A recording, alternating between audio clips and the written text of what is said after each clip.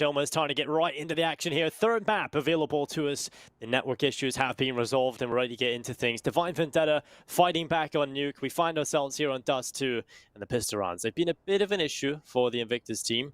And, well, a bit of a slower approach to the B-bomb site. Utility finally being used up, and now they go forward. Flying, looking to try and change this for the team. Looking to try and get a pistol win under their belt. Destroy with one kill. Follow-up from Flying, and they look for the lineup of multiple players. Havoc with the headshot. Destroyer gone. And well, so far, so good for the Chinese side.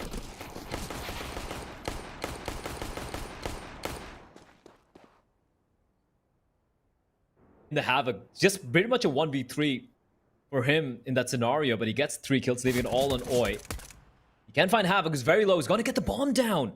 Now Davdov, I don't care what it's pronounced, but it's all on him. 1v1, needs to pick up the bomb, which he will. He's gonna go for the plant as well, since he knows exactly where the player is, but I'm not too sure if he wants to face the Glock at that range, especially with the aim that Oi has shown he possesses. It's not gonna be easy. Bomb will be planted, and now the 1v1. 1v1 indeed. Oi coming back in. They need the pistol around here, but Davdov, that's just incredible. Jumping up onto the boxes under the window, and the headshot collected. A round that was looking good for Invictus, but their pistol woe round wins. They just don't come their way. Unfortunately, the woes continue. And while Invictus, we know they're good on deagles, but how many times do we have to say that? I really would love to see them win a pistol round every now and then, Plur. But this is all Havoc, right? Like, in the smoke, just being a Wraith, the ninja, and saving his team there. That round should have definitely gone the way of Invictus, if you ask me. But hey, rounds are round. Again, we have the deagles. This time a couple of scouts, though. And Destroyer with the scout, Xiaosage with one as well. Looking to take these duels. I've not been a fan with how Divine Vendetta, even on Nuke, I'm not being a fan of how they played some of their anti-ecos on the T side. So hopefully they tighten things up a little bit here on Dust 2.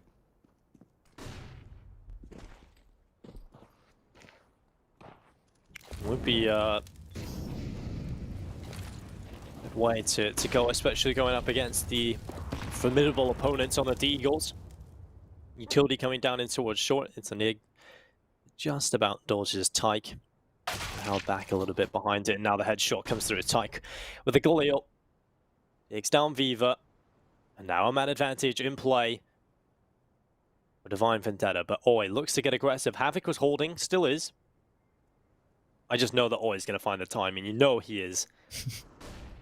He's so good at it, right? And he hears him running up now. This is the time for him to strike. He's going to push on out. Flying finds a kill. Now, with the flank coming in, it's going to be a little too late, so he won't be able to gather much information, but they know the hit's going to be coming in towards speed. Destroyer. Oh, he almost gets a kill. How is... I thought he would probably get the wall bang there, but no. Davdov surviving by the skin of his teeth. Oi has pushed on up, though. He's right next to Davdov, who's hiding inside of the smoke. Doing his best to stay alive. 3v4 post plant, not looking good for Invictus here. And if I'm them, I fall back here. They have a kit, they have Kevlar, they have those weapons. You want to fall on back, maybe give yourselves a second chance to try and steal the force buy win away from them. They've even picked up a UMP in the hands of Mr. Roy. So, all things considered, for Divine Vendetta, they will survive the scare. They will get the bomb down, they will win the round. But it's not done yet. Invictus have these weapons to work with. But at least they do survive the initial force fight. Can it survive against the scouts and the UMP? I'm not too sure yet. The Deagle in the hands of Oi, he's going to probably drop that over either to Viva or onto Flying. So, still dangerous are Invictus with these, with the guns they have at the moment. Divine Vendetta do a good job though at picking up the round win nonetheless. 2-0 on the board. They got off to a good start on this T side.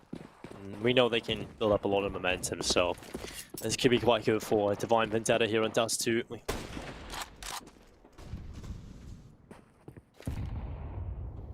Close a B contact play coming in. There's Ram throwing the flash around the corner, looks to take the straight up aim duel against Flying, but he's going to find one. Luckily, the Trid does come in, and then Davdov takes down his own teammate in the chaos. He was trying to shut down Viva, but I believe they just sort of eclipsed each other, and now Viva just peeks out, still alive, takes down the bomb, a big Deagle headshot, and now it's going to happen, Blair. Oh, missed shots from Oi, but he's still alive. So, still being alive causes issues. And the bomb's not been picked up yet. Now, they have a lot of time to work with. And what Pokemon's doing is just waiting for his teammate Havoc to come creeping up from lower tunnels. I like this for Invictus. Look at this. All three players pushing up together because always push up towards from lower tunnels. They have control of the bomb now. And when Havoc or Pokemon, they make their way inside, his smoke's going to come in, blocking it off. 50 seconds, they still have time. But 4v2, and we know how deadly these scouts and deagles can be. 3 scouts now for Invictus. This is looking rough. Oi, caught looking the wrong way, but Havoc, he's going to get peeked. 4 players looking his direction. Oi's actually going to get the frag, and Pokemon left alone now in a 1v4. It's happening again, Dinko. We thought that Divine Vendetta would probably survive the force buy. But again, the deagles, the scouts, so deadly, and Pokemon gets caught out with a smoke in his hand. Destroy comes running out. They keep all 4 players alive, retrieve an AK and a Galil as well. And oh boy, it's all gone wrong once more. All gone right, though, for Invictus. They'll be happy with that. And they get a little bit lucky there as well towards the end of the round. Oi making sure that he gets off the top of that box. Now 2-1. It's Divine Vendetta over here with what they've got in play. It's not going to be a whole lot. They can maybe get the deagles, a few out of their own. We know they have been known to do a lot of damage in these force buy scenarios or low buy here on Dust 2. Invictus, their buy can look real solid right now. They can keep these scouts in play. The MP9's good in this kind of scenario where you're going to have the weaker weapons going up against you. Divine Vendetta haven't purchased anything, so this is a perfect time for this MP9 to pick up some money. Finally, though, they're going to purchase up. It's going to be Pokemon deciding to buy a Galil. Helmet, Kevlar for every single player buying up now. It's going to be the force buy investment. So we'll see if Divine Vendetta can pull this off. If they lose this round, obviously there's a huge risk involved because then they go on to lose the next few. So good chance here for Invictus to pick up a pretty good start on their CT side after losing the initial rounds. Interesting how they opt to keep... Oh, kind of fail Molotov. Interesting how they opt to keep both the scouts. Ooh, what? Okay, Xiao Sage, a destroyer, just completely annihilating that long take. Edgeram does reply back. Now Xiao Sage alone with the scout. He gets a tag, but doesn't get the kill. Edgeram alive on 1 HP. Now, Viva finds this kill. It's going to be big. Davidoff. Oh, he kind of fluffs that spray. That should have been the kill for him. And it's all an Edgeram. The in-game leader, the captain of Divine Vendetta, on 1 point of health. 1 solitary point of health. He's got the bomb in his back. Now, he could potentially, if the timing works on White, if he just goes crossing the door on the left-hand side. But there is a player now all the way top of mid. He doesn't spot him. I think he spotted him. Yeah, he spotted him, and Flying's ready for the play there. Edgeram, a little unfortunate. I feel like if timing worked out in his favor, he went towards the left-hand side of the middle doors. He could have headed towards the B bomb, so got the bomb done at the very least. It would still have been a very, very rough post-plant defense from him. But Invictus Gaming, on what was just a couple of scouts and some of the upgraded rifles, they make it work. And for Divine Vendetta, it's going to be Eco City once more. And that MP9 from Flying, it could be a problem, like you mentioned earlier.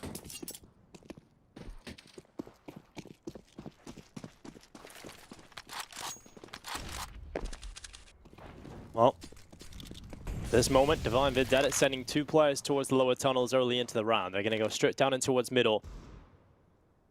Pokemon playing more passive in towards the tunnel. Knows that Invictus get aggressive, but waiting for that. It's not coming through. Xiao Sage, they stand tight early on into the round. An advantage baits out for Invictus now. Virtually just begun as well. Obviously losing a player initially here for this T side really does weaken their chances of being able to pull anything off. They don't have any utility. They can't smoke up short and try and neutralize the fights from long and take the fights down in towards Goose and the bomb side itself. So the likelihood of Divine Vendetta even doing anything in this round is pretty low.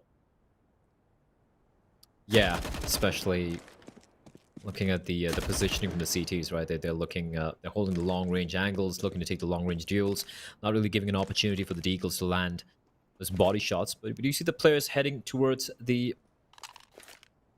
B bomb site? Viva, they have an inkling. They have an inkling that's going to be towards B. They have the scout, and the MP9s should still suffice, considering there's no armor or any of the players apart from Edgeram with the Deagle. And he goes with the peek. Viva finds 1, finds 2, looking for more. Bomb dropped, and they know exactly where the final player is. Pokemon, well, they survive for a bit more with Viva there, but a nice little triple kill. And with that, yeah, Invictus, Their anti-ecos have been pretty solid, but Divine Vendetta, the buy is going to be coming on out. I just want to point out how I find it very interesting, the nationalities. We talk about different nationalities forming all these super teams, like obviously the one big name would be FaZe and then Mouse Sports, right? And if you look at Divine Vendetta, we have an Indian, we have a Pakistani, we have 2 players from the United Arab Emirates, and we have a player from Iraq, or Iraq, as Jason would probably call it.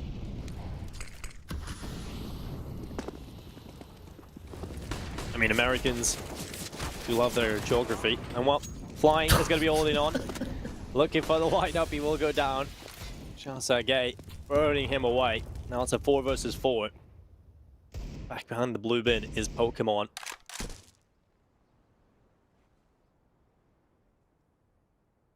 I like how pistols. We just see them more and more.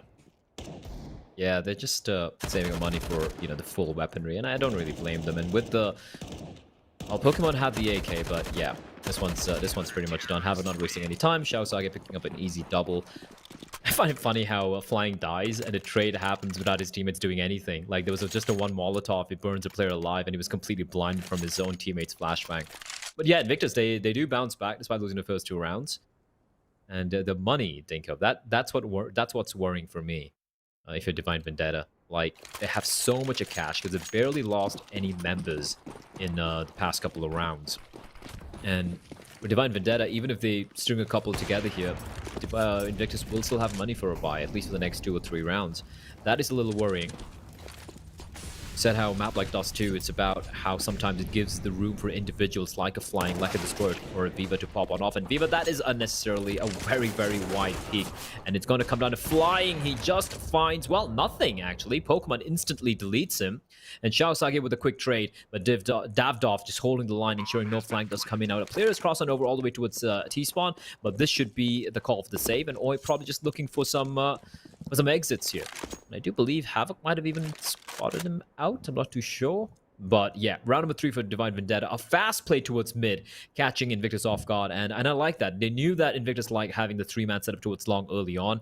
And they like playing from the, 2 players in the B-bombs that like playing together. So they're like, all right, mid's open for the taking. Let's go, just go for it. And they go for it, and they make it work very, very convincingly. So Havoc didn't spot out the player, but he seems to be aware that Oi might be lurking behind the car.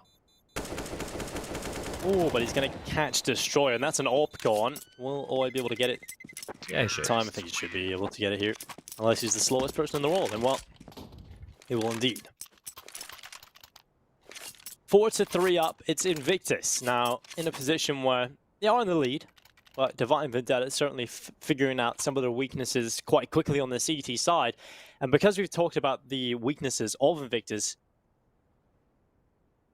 being there in plenty, then obviously something they've suffered with is patching those holes up, right? Trying to figure out how to adapt on the defensive side. So Divine Vendetta, if they find a weakness, it's on to Invictus to try and figure out how to fix that quickly. Divine Vendetta on this T side are definitely going to be doing a lot of work. What I'd like to see from Invictus is like mix it up a little bit, right?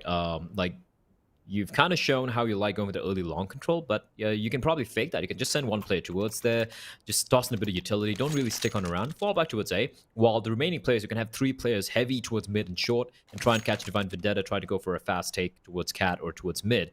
And, mix it up, mix and match. Just because you have the rifle doesn't mean just sit back in the bomb sites and just relax. Dust 2 is a map where, especially if you lose one of the bomb sites, it's very hard to retake. The rotations take forever. You don't only have usually just one path to the rotation. And again, they're going to be going for the 3-man play towards the long, and again the two-man stack towards B. It's very stagnant. It's very typical. And a good Dust 2 team would be mixing it up. They're going to force Divine Vendetta to keep questioning themselves, to keep wondering where the setup might be, where the stack might be, where the CDs might be pushing in from. And I'd like to see that coming out from Invictus here. Although, it's still early days. Smoke Zone coming out. Edgeram is going to be alone, though. And that's a nice peek from Oi, but a quick trade from Havoc. Ensuring the trade is really on point. Leaving Shahzagay alone towards CD spawn. Now, they need to cross on over. They have a smoke. Use a smoke, guys. Use a smoke. Use a smoke. Instead, Havoc just goes for the fight. Davdov with a quick trade. Tyke pushing out through CD spawn, 1v1, Flying, looking the wrong way. I don't know why Flying just go and pop his head there. And Tyke He's got to retrieve the bomb. Flying trying to ensure that that's not the case. Tapping away his Tyke. It's basically a game of 1v1. Aimbots, and it's going to be Flying coming out on top. That was a very, very strange round coming out from Divine Vendetta. They had the advantage. They had the bomb site. Why do you want to face? Why do you want to face and take the fight? You had 2 Molotovs, a smoke for the players coming up towards long. Dinko, explain. Please break it down for me. Do you hit me, Blair? Do you hit me? Like, why would you that to me? I'm sorry. I going under the bus there. No, I just don't think it's explainable, to be honest. Like, it's one of those scenarios where I don't even think they know what's going on. It's just chaotic. And now Destroyer down in towards the pit, he'll look for the AWP to try and flick on towards Pokemon. Molotov's going to go forward. Havoc taking down Oi. It's a good headshot. Now Destroyer sits in the pit. He'll be looking for this kill, but Pokemon's just staying tucked. Throws the Molotov, confirms he's still in that position, but Destroyer desperately trying to play through the edges of these smokes. Shots out gate. Well, he'll be sitting back of the AUG. Oh, what is this? Ooh. Okay, I am not a fan of how this is being played right now. Flash around the corner. Destroyer still not finding anything. God, this long hold is terrible from Invictus. And if you ever want to just question whether or not the CT side's ever going to be good, just look at that round. That is just one of those rounds where you just wonder what the hell is going on. I've seen better play in my matchmaking games. Honestly, I can't really follow for that. Well, nearly. All right. Nice try there from Flying and Viva, but it was not to be. Divine Vendetta. It's not like they did anything crazy there. One thing they did right, they went for the perfect smoke wall to cross over towards a bomb site. So 10 points for that. But otherwise, I completely agree with that. Was terrible. The angles were just horrible. They're holding each other. It's like you're walking in front of your AWPer. What are you doing? Like, why is this a thing? And even trying to hold that really wide angle, it's just not worth it. Like, that's the point where you're like, hey, you know what? We've lost a player, we've lost long. Just give it up. It's fine. Play from the side. Set up a crossfire. You know, set up a stack perhaps. But Invictus, well, they get punished for it. With that, down to the Deagles again. Okay. That's just unreasonable. Okay, at least a trade does take place. But the Deagles didn't go, oh my god, this team and the Deagles, it's ridiculous. Up. Oh, they're going forward. That's brilliant. Okay, that is brilliant from Oi. He nearly lines up more, though. Well, Havoc just sprinting by, drive-by headshot onto the head of Flying, and that's only Viva. I think the pistol win won't be happening here. On the other end of the map. Now, we brought up a point quite a few times, the fact that there is sort of a drought of in-game leaders in the Asian region, right? There's no one who's really stepping up other than Advent for being an in-game leader. So, thinking about that, do you think down the line it's probably going to be a good idea for some of these Chinese teams and some of these Southeast Asian teams to pick up some coaches from Europe or NA and pulling them over to the region? I think that could certainly help sort of develop some of the in-game leaders and really develop the game plan and systems within this region. Yeah, I do agree. That's a good idea. But which EU coach is going to last more than a couple of months in the region before losing his mind? I mean, if you pay them enough. Yeah, but at one point the results don't come in. Even the company hiring them are going to be like, all right, man, it's not working out. Because the biggest example is Jonta. I've had the opportunity to speak to him where he was like, yeah, it just... And this is a team which was the best, I mean, still is, I guess, the best team in the region, right? Tai Lu. And it just didn't work. Now, I get the reasoning where it's like, okay, Tai Lu's different because they're the best team and they're maybe too ingrained in their ways of how they approach Counter-Strike to change. And maybe these other teams might really work on out. But I feel like the language and the cultural barrier is like it's like a big thing. If there's no mutual trust and respect coming in from the coaches, from the coach and the team, I don't think it necessarily can work. It has to be mutual. That's very important. I don't want a coach coming in and be like, all right, you guys are trash. Just listen to what I'm saying. This is the way you're going to play EUCS. Because I know there have been scenarios where there have been a few teams in Asia, not like high-profile teams, but smaller teams where they have hired like a couple of coaches from Serbia or some of the Middle Eastern region where, let's be honest, we've seen some of the best minds from Counter-Strike come there. Look at Yanko, for example. Look at Kassad, for example, right? For sure. And they've come in and they, instead of trying to assimilate those two styles. They just come in and be like, all right, whatever you've been doing is completely wrong. This is how we're going to be doing it. And sometimes it works out. But if you're doing it with a brand new team, I agree that's a way to approach it. But if you're talking about a team who's been playing together for a while and you just want to wipe out the system, which has given them some measure of success, it's not going to pan out. And on the flip side, you have the players not really respecting them. They'll be like, yeah, cool, we'll do what you say. And then in their own language, whichever team it is, could be Thai, could be Mandarin, could be Hindi, could be whatever the language, right? They're just going to be talking amongst themselves, and they'll be like, yeah, this guy's an idiot. We're going to listen to what he's going to do. The lack of mutual respect is what I feel is lacking. And for example, you look at FaZe, a team who some people would have said was uncoachable, right? But with Yanko coming in and the relationship he had with Nico, I feel like that relationship he has with Nico really helped Yanko work with that team. Otherwise, I felt like that was a team that was nigh uncoachable. Just the stars, just the amount of ego that the players would possess, and rightfully so. These are players who deserve his egos. But hold on. On my rant, I've forgotten to talk about what's going on. The Deagles again, Dinko. That's what's going on. 2 kills for them. I think we might as well just get a little soundboard of us. The Deagles again for Invictus. You play over and over again in these scenarios because honestly, it's incredible. You have to point it out because they can just turn rounds around. And while it's Havoc, who's going to tap the bomb, they eventually get it planted here, but they're a man down. The issue is here for Invictus, yes, you've got the man advantage, but you've lost the B bomb side. And getting back in here, even with the door changes, is still very difficult, especially when you have 1 kit, only 2 smokes, and 2 players on pistol still. Send those pistols in. One of the players is expendable, so you can send him in to try and find some information.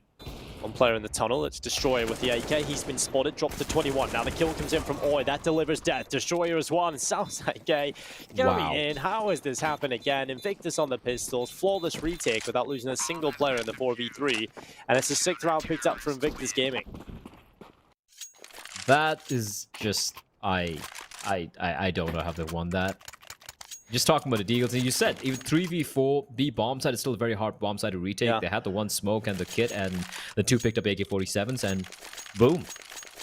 I could definitely see why, touching back on that coaching point, I could definitely see why that's the perfect round to explain some of the problems you would have, because coach would come in, oh, don't buy Deagles in this round. And Victor's like, no, we will. We'll win so many rounds off the back of doing this, but in the long run, against some better teams, that's not going to work as much. So it's kind of funny how the system, just because some of the opponents are a little bit weaker down in this region, or some of the teams are just much better than the others, is like a disparity in terms of skill. A lot of the stuff that works here, teams just get so used to doing it, they think, okay, we can just go ahead and do this no matter where we go, and this is our play style, which is so good. Then they go up and get sort of like a reality check when they play against some of the better teams, and they realize maybe the system isn't the way to go about things. So I feel like there are a few things they can definitely fix, but the potential is always there.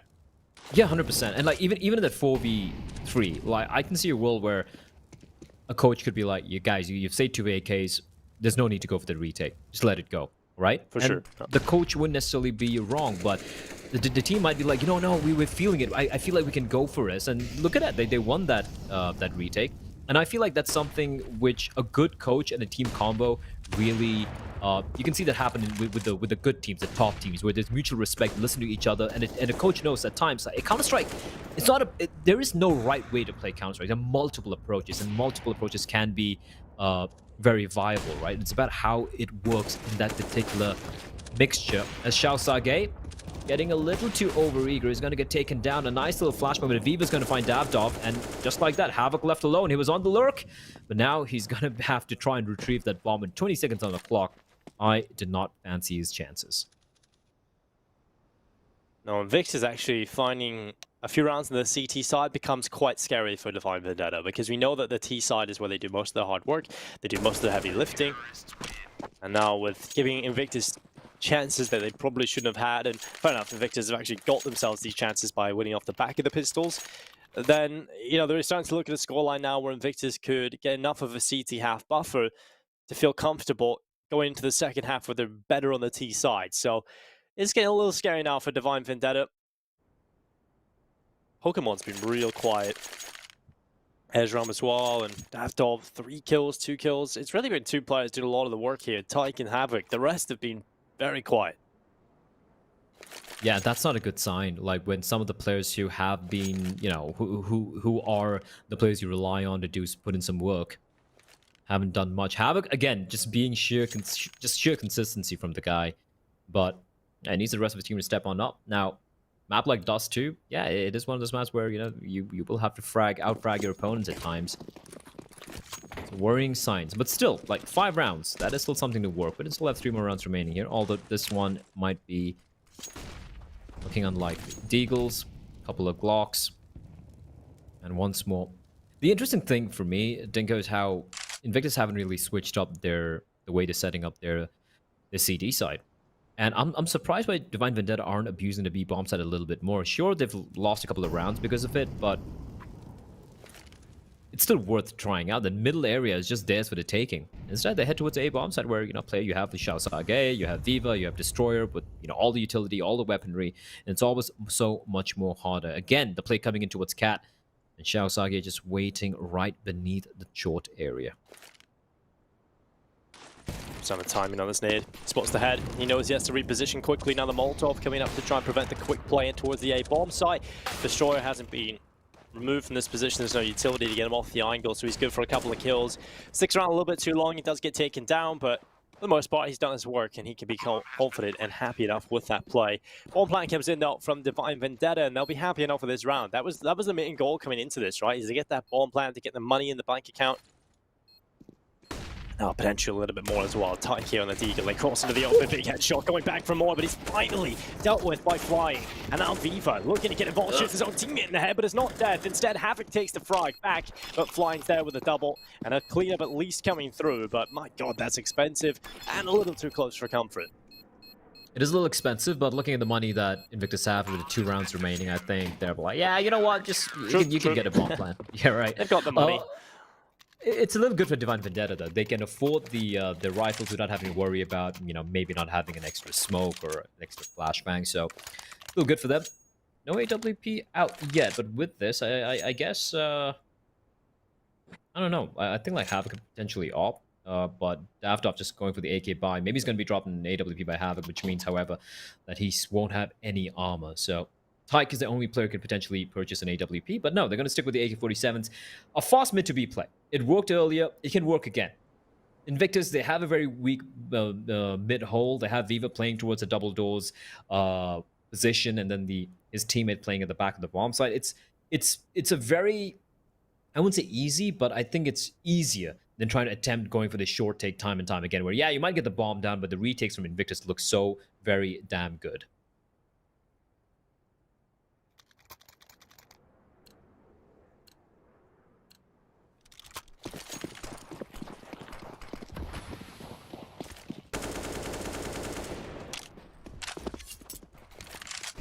Dov trying to take some shots down towards the middle with the AK early on into the round. You definitely want to be getting away from that mid position as quickly as possible, though, when you know you're potentially going up against a couple of ops. And while Viva, oh, there's the first op, taking the first kill to go back, and of course he hits the quick second. He only gets the third, but it's the door that protects the third player. Although, not for long, as Sake down in CT is able to pick him up, and now it's all in Havoc. Last remaining play has been brilliant for them in the course of the few days we've seen them play, but now this clutch just looking a little unlikely. Flying burns him away. 12 kills, 8 deaths. Flying has had quite a few rounds now where he's looked pretty solid. But I think a player that's quietly gone under our radar for the most part, because the kills he's getting aren't exactly flashy or huge plays, but they're just kind of consistent 2Ks, 3Ks that have kept him in rounds, is Shao Sage. I think he's been incredible. He's just kind of getting these easy enough kills, but they're the kills that matter, right? They're impactful. I just want to question, like, again, maybe I missed it. Why did they use the smokes early on? Because why were no smokes at CD spawn? Molotov, flashes, anything. Instead, just walking into a crossfire. But here we go, the push coming in. Viva, good for one. He's going to play this one safe. Oh, he misses a sitter. Tries to go for the no-scope through the door. And finally, the smoke comes in from the T's. They still have one more incendiary remaining. Pokemon with a cheeky peek. Finds Shao Sage. And all of a sudden, this retake is looking quite grim indeed for the Chinese side. There's a final round. There's no point saving. They're going to be going for this. But it looks like Divine Vendetta might have netted themselves round number 6. Yes, last round, of course. And, well, they're going to go back in. It's going to be destroyed with the utility going up. Molotov towards the side. And, yeah, this retake is definitely looking tired, but they found a kill. And now, Oi. He is down in towards the B tunnels, going for the shot over the top of the boxes. Utility available. Edge ram on the back lines of the platform. Shot's been taken. He'll eventually go down. Ezram gets rid of it. Left off as well, and that's a cleanup. Last round and a half, Divine Vendetta just decide, okay, well, nothing to lose. Let's just rush B. And it pays off. They get through. They catch out Flying, who's playing close to the smokes. As soon as he goes down, then obviously they're pressuring that all through. And with the door change, we're expecting Viva to do a little bit more from that position. Misses a shot that he probably should have hit. And at that point, once the smoke comes in, it pretty much secures the round there for Invictus Gaming. You know, that's the scenario what it was for Divine Vendetta. It was looking like Invictus were never really going to get back in with too much success. So moving into the second half, 6 rounds for Divine Vendetta. It's not awful, but it's still not fantastic. Yeah, not at all. And now Invictus on, people would say, their more favored side. Here we go. Fast Explode out towards Long, and already a different setup coming out from Divine Vendetta on his pistol run compared to what we've seen from Invictus all throughout that first half. Smoke to cross on over. They have 2 smokes though. There we go. Being very methodical. They're completely blinded. Stop shooting at teammates though. There's a, oh, never mind. There's a massive gap in that smoke, and Pokemon is snipes a player down. The final flashbang used up. Tyke could have got a free kill there on his Xiaosage. But Xiaosage is going to get the kill. Jumping shots from Pokemon, not able to, well, it actually prevents the plan from taking place for a few more seconds. And finally, Pokemon just pushing up. He is looking to catch them all. Havoc finds one. It's all in Flying, and Xiaosage, who's bleeding out internally to make this happen. And Pokemon still going for the jumping shots. What an absolute madman. Finally, Flying's going to get the kill with Flying. Seems to be aware there's a player coming in from behind. Davdov needs to get this kill, but now Flying stuck in a 1v2. He knows he needs to take the fight. But unfortunately, Davdov is going to win that particular one. What a round from Pokemon. He's jumping up and down like an absolute madman. But he manages to prevent a plant, and with that, round will go the way of Divine Vendetta. Yeah, Pokemon, I'm glad he's actually stepping up a little bit because he has been a relatively quiet force for them. That smoke. I just hate how many gaps we've seen in smokes. It's unreal.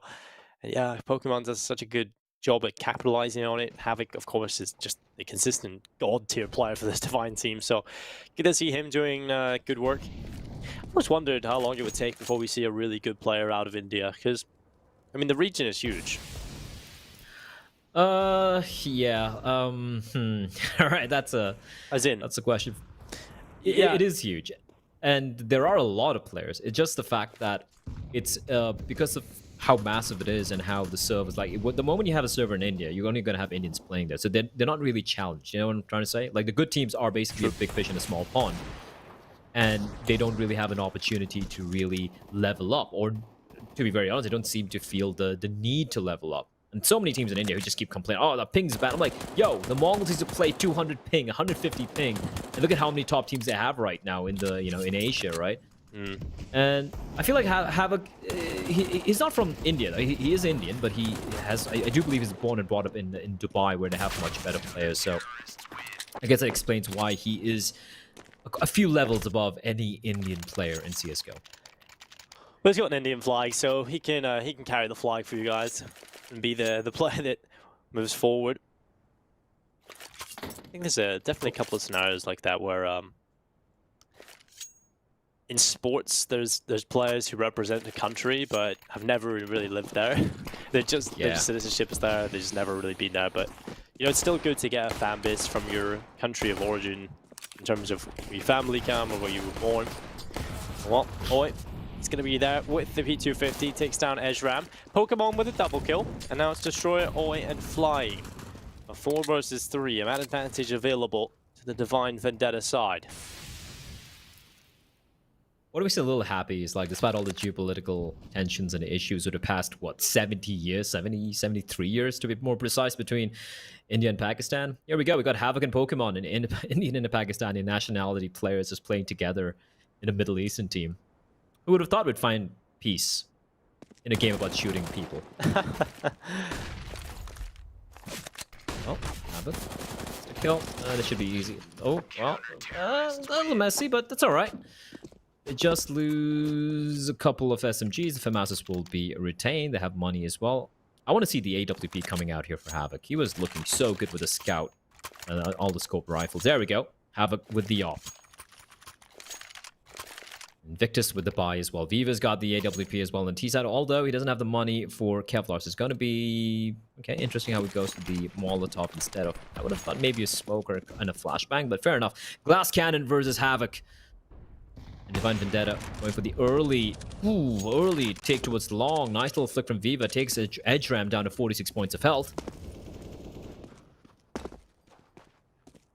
So far, this is one of those rounds, right? One of the pivotal rounds, one of the turning points of the game, if you ask me. Both the teams are tied 9-all. Both of them have the guns. Both of them have the money. Which team's going to come out on top, though? That is the question. Question that we'll find an answer very, very shortly. A lot of damage being done early on by the mid usage on the CT side. All line relatively low. Couple of players here up here on short already from Invictus. They're going to be gathering up here with all of their forces, congregating to hit in towards this A bomb site. Standard catwalk execute up. 2 smokes popping, utility, molotovs, flashes, they all come through. Pokemon desperately looking for them coming over the top. Viva, that's the bomb. He jumps over the top and Pokemon takes him down immediately. He'll look for the lineup, but it's kills coming through for Invictus. They've got the man advantage and they've got the A bomb site. Sharksage very low though, but yeah, the man advantage, they'll take that despite the player being very low. Nade sailing in from the CT towards CT spawn, but not finding anything. They have control of long, they have the player running cover, but all about timing. Sharksage peeks on out, he's gonna get the kill. And with that, it's just leaving it to Tyke and Dabdov. At this point, might as well just go for the save. Dabdov's nothing he can do, he's gonna get caught out. Simultaneous frags, and that's Invictus winning their buy round. Now, for Divine Vendetta, they still have some cash to work with, but if I'm them, I don't force it, but they force it. Of course, they're gonna go for it. I would just like to see a few pistols and ensure that, you know, you have all the weapons to work with, especially against Invictus. You don't want to handicap yourself. Instead, they go for the dual op setup, Dinko. A rifle and I think 2 of the players, MP7 and Deagle. I'm not too sure about this. Look at the lack of utility as well. There's a few flashbangs, a couple of smokes, and look at the pace being set here by the T side. Daftov, he gets the leg on the Destroyer, but he will have to be forced back. Now, I'm not too sure if he spotted Destroyer dropping inside of the pit area. As Invictus, after the initial little skirmish, they will slow things down a tad bit.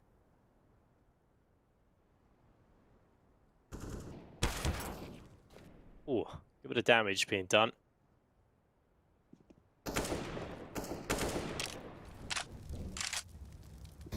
Invictus, they have fully committed towards A long at this point, so eventually they've got to go in towards the A bomb site. And the lack of info elsewhere, well, that's just allowing Divine Vendetta to stack over towards this A bomb site. So they're fully prepared for this hit. So we'll have to see Invictus immediately get these shots landing. Havoc sitting back with the AWP, he's at the ready. There's on top of the bomb site. It's going to be 1 kill from Havoc already arriving. Destroyer gone, and now the push comes through. Back and forth they go. The kills continue to rain on in, but it's back and forth, and the trades continue. It's Invictus taking the A bomb site. He'll get the bomb planted. Now it's just the weaker weapons alongside the 1M4. And while Ezram, he knows he has to get aggressive. He catches off Fever, and Flying is there for the immediate trade. I like the re-aggression from Oi there, ensuring he gets a kill before they spot the second player. It's all on Tyke now. 1v1. He knows where Flying is, and he's going to clutch it out. The 1v2, that was a big round to win for Divine Vendetta. They win it. I don't know, but they win it. And he should have time to retrieve the AWP from his fallen teammate as well on the bomb site. But they tie things up, Dinko. Now, for Invictus, they will have money for the buy, a way more comfortable buy. For Divine Vendetta, now, they win the round, but was it good enough? They survived with just the 1 AWP and a 1 player, so this buy is still gonna look pretty terrible. Well, it's unbelievable that they actually even win this round. The fact that I'm not a fan of how they played it in the post plan. I think Invictus got a little over-eager, a little over-aggressive, and perhaps over-confident. And they do go down, giving the round away. Divine Vendetta, well, they're given a brilliant chance coming into this next round to potentially go on a bit of a tear to get right back into things. But this economy, like you said, it is on the ropes yet again. 2 for Massive play, M4A4 for Tyke, and a UMP for Pokemon, alongside the AWP for Havoc. Viva looking down in towards middle, he's boosted up. Ezram looks... He might eventually decide to go around this corner, and there it is. Viva can't react quite quick enough. Wonder if that is a straight-up ping issue. I felt like he saw the cross and thought another player might cross on over. Maybe it was a bait cross. And then he's like, oh, it's not. Then he just goes for a super late flick shot.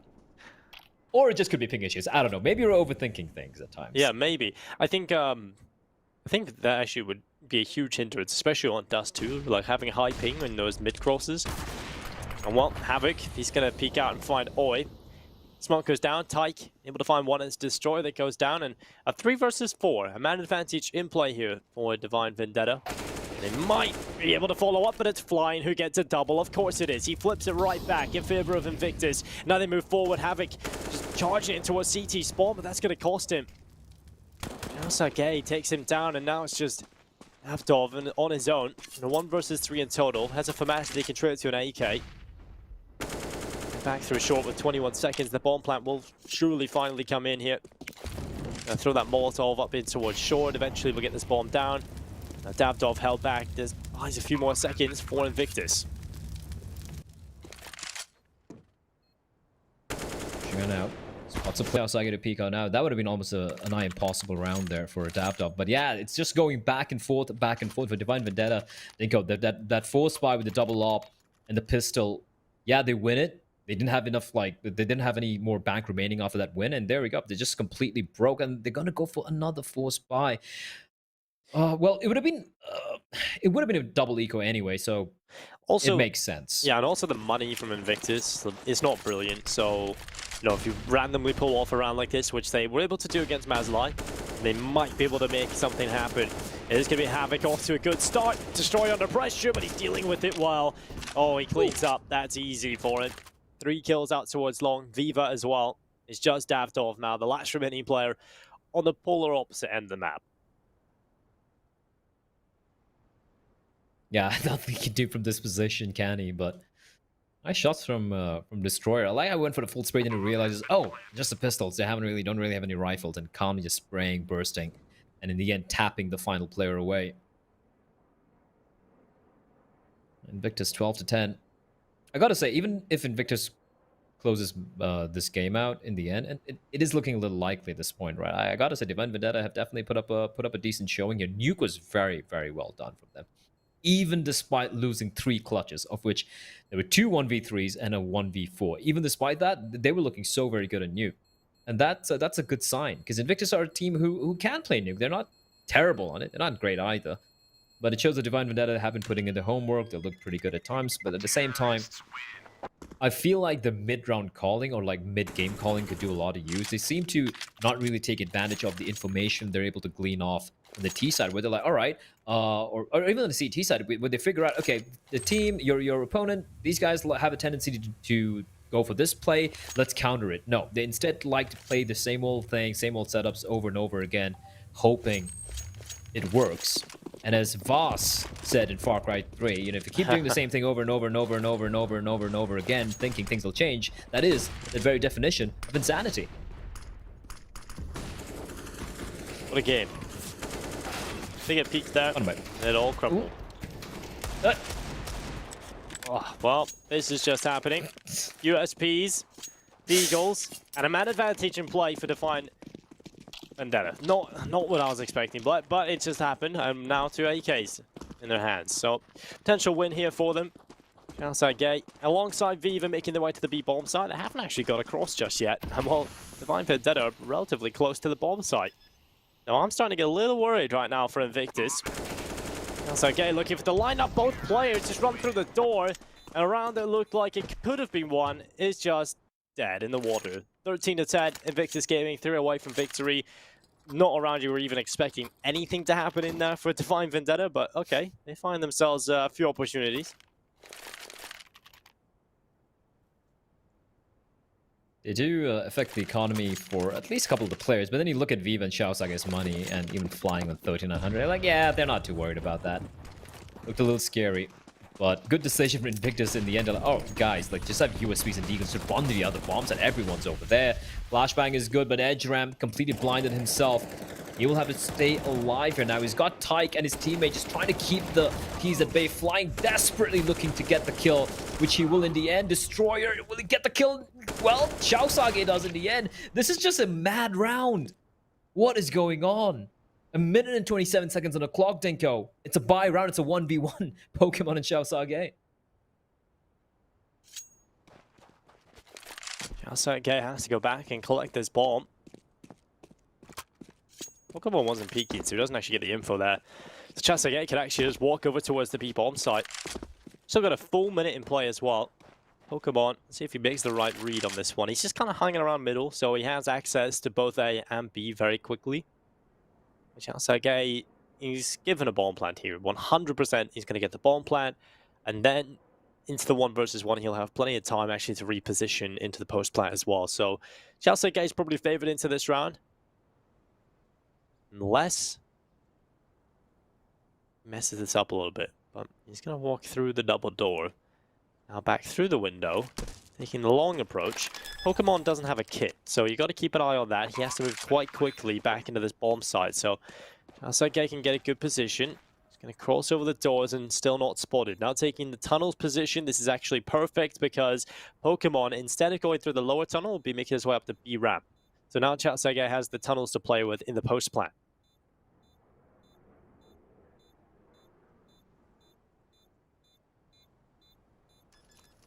This can actually work out for him. No. Come on, taps the bomb once. Xiaosage sees the bomb. Because no one's really sticking it. Pokemon's got to win the duel, and he wins it! No time. No time remaining. Oh. Well, he took a little too long as well, though, unfortunately. Took way too long.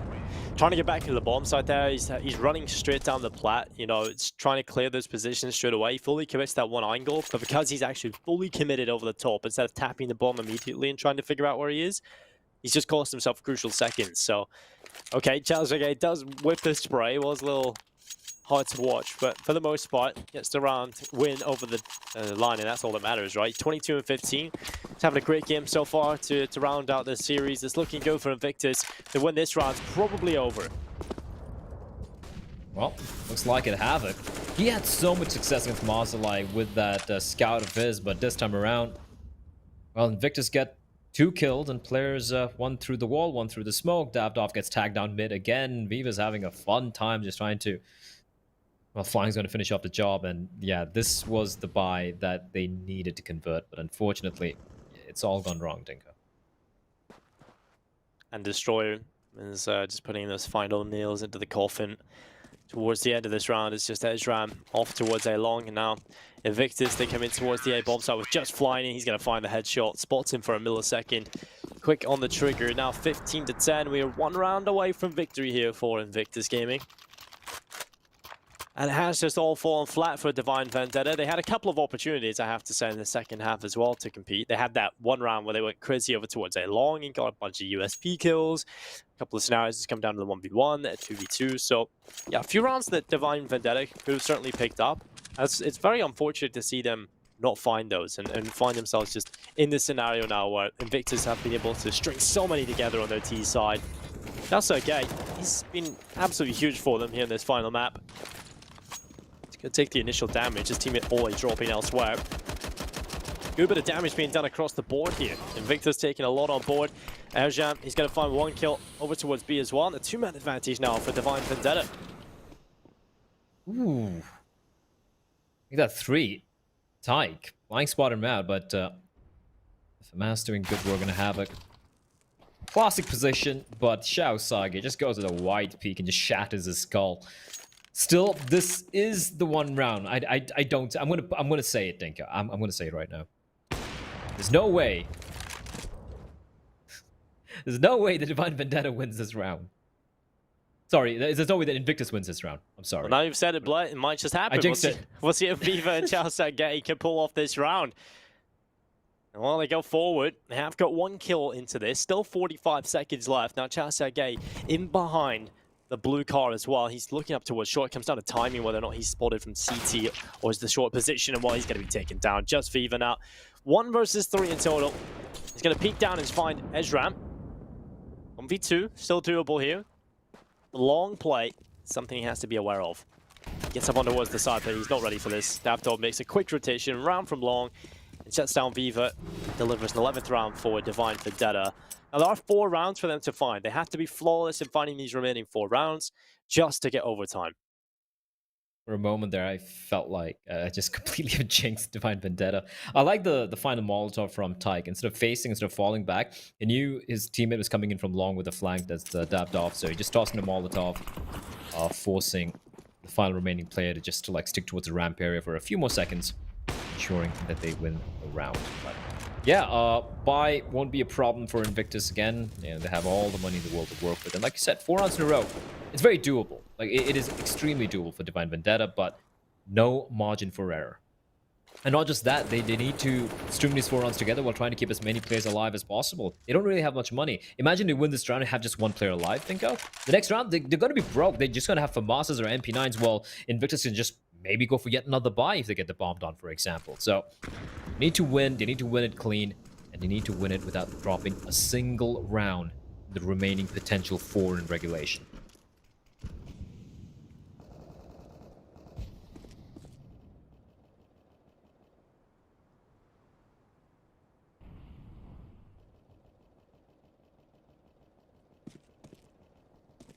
Invictus gathering up a catwalk.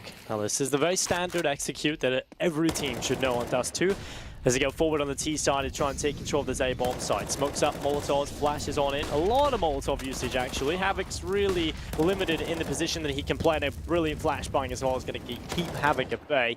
He'll eventually re-emerge from the flashbang, and he will find himself flying. Destroyer getting rid of his teammate, but somehow Havoc not getting that kill. Viva so quick on the trigger.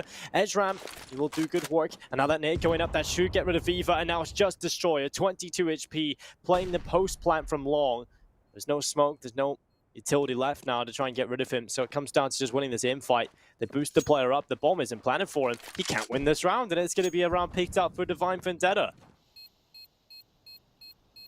Yep, the second you hear the smoke as well, as like, yeah, it's really not worth going for it. Actually, try to go for the long flank. Like, that's a little too much on Destroyer, but hey, round win's a round win. Edgeram and Havoc kind of being the heroes for that particular round. But man, that looked very, very scary indeed. Especially that nade. That was such a hero nade from Edgeram. Good communication as well from his teammate telling, yeah, he's low, I know his position. 15 to 12. They need 3 more rounds to take it to overtime. For Invictus, like I said, they get the bomb down, they have that extra cash as well, so not going to be a problem once more. Except no AWP for Viva this time around, but doesn't matter because he is very, very, very comfortable with the AK-47. They will rest long from the hands of Divine Vendetta, forcing them to kind of switch up the way they're playing this. Pokemon, be wary. Playing up close. That Incendiary is going to force him out though, but it's going to have a little bit of space behind the box, behind the Xbox to reposition himself. So a little bit of stalemate for the time being, but still very early days. Edgeram's being very, very aggressive. This is risky.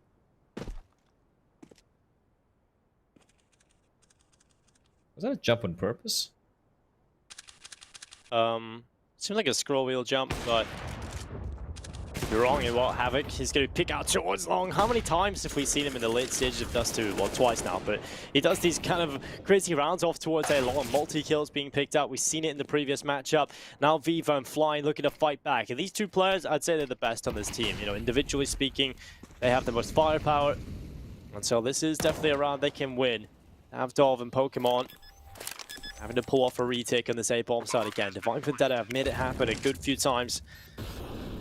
Eva tosses a Molotov down in towards CT spawn, flying off towards long. At least the bomb's planted for long this time. It makes a whole lot of sense. And flying hides behind the car. This should be good for 1 kill.